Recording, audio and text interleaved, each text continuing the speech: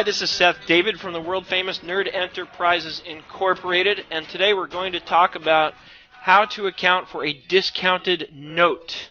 Normally with a loan, it's pretty simple and straightforward. We borrow a certain amount of money and we pay it back with interest. But occasionally, for one reason or another, we'll have a note structured in a little differently. And what it means is the face amount of the loan might be, let's say, $10,000.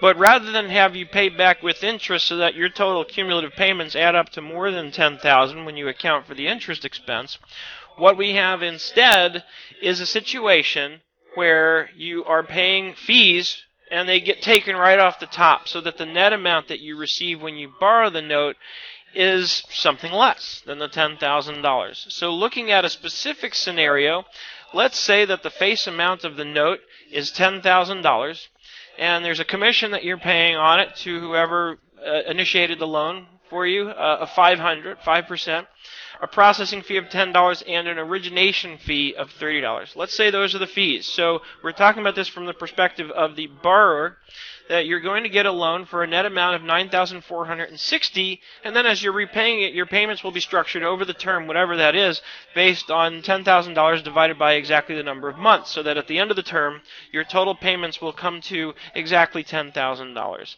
And the question was sent in to me by somebody about how to account for this. He was actually on the lender side. So what we're going to do is we're going to show you how to do it from both sides, because depending on who you are and why you're watching this, you might be on one side of the transaction or the other, or maybe both. So I'm going to give you both, because that's what we do here at Nerd Enterprises. We give you both. So let's talk about it from the borrower's perspective first.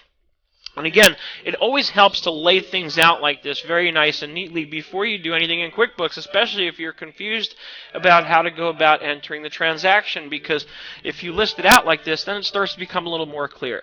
We need, on the borrower's side, to reflect the transaction, because when we borrowed money, we're receiving money from the lender, right? So in this case, we're going to receive a check from them, let's say, for $9,460. But we also have to take into account that we have a loan payable for a total of $10,000. So I can't just record a deposit for $9,460. And the reality is there's two ways to do this. You can do it through a journal entry. That's one way.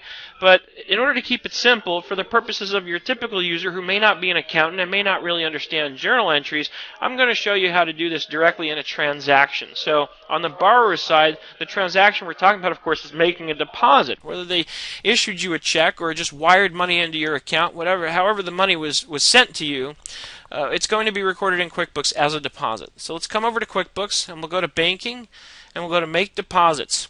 And what I like to do when I'm booking something like this is I like to lay it all out very clearly. So one good hint is to look at the numbers from the spreadsheet that we've laid out. And let me bring that back up here for just a minute. Because then what we can do is, basically what I want to do in order to keep things simple is I want to list all the numbers out in the deposit form as they appear on my spreadsheet. So let me enter in the face amount of the note is the $10,000. Then I've got $500 for a commission, and that's negative. And then I've got $10 and $30, so minus 10 and minus 30.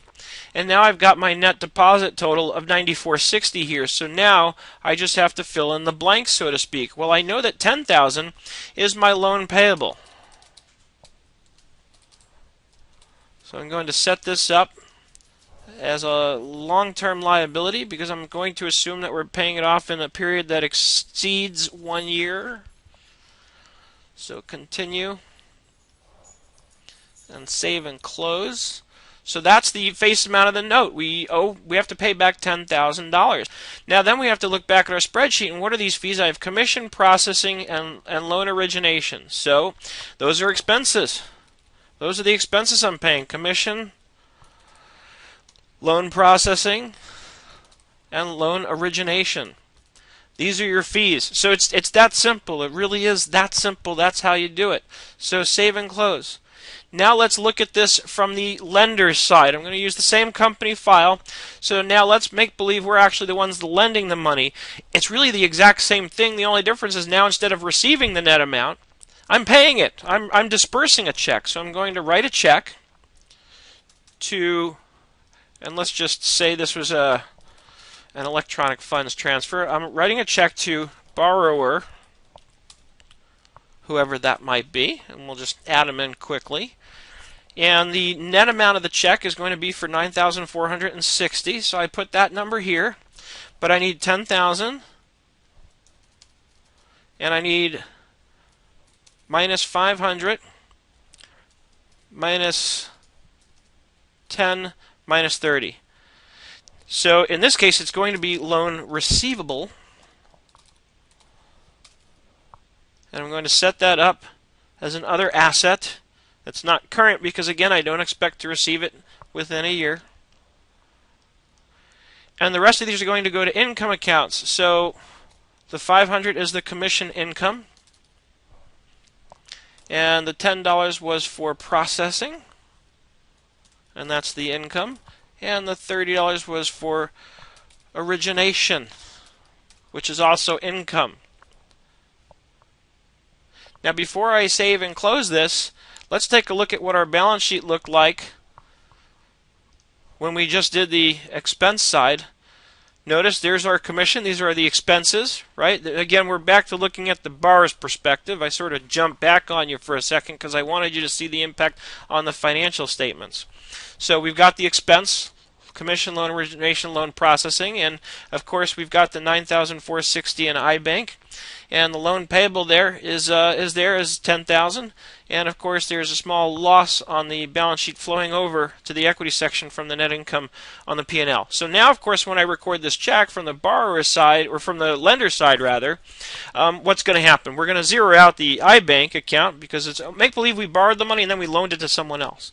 So it's going to zero out the amount we've got in the bank. I'll have a loan receivable of $10,000, and I'll have income in each of these categories in the income category, which will effectively wipe out what we've got there in expenses. Obviously, this isn't what it would look like on your books when I hit save and close, but it's, like I said, it's just to show you from both perspectives. And sure enough, now I've got the loan receivable and the payable, and I've got the income and the expenses because we're showing really both sides of it at once. So as always, please post your comments below, whether you're looking at this on YouTube or in one of the blogs. Post your comments, your questions, your feedback. I'd love to hear from you. Email me, Seth@nerdenterprises.com, and I hope you are having an absolutely fantastic day.